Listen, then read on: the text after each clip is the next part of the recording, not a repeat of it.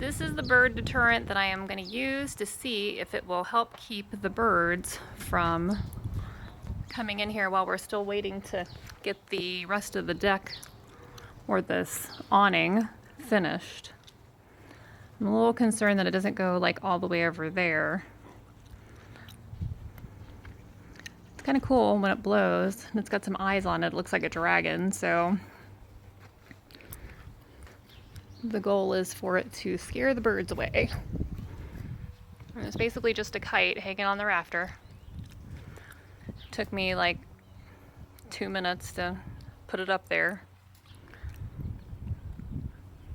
I think if I was a bird, I would be pretty scared and I would not hang out here. And I threw the string over the rafter up there. So obviously this will be a temporary fix, but I threw the string over the rafter and then I had it go over another rafter. Probably can't see it, but then it goes down toward the door where I just basically hung it up with a bungee. So if I open the door, it'll also move.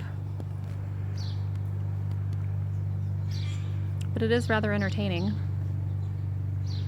So we'll see how it works, and then hopefully we won't have any more of this bird mess on everything.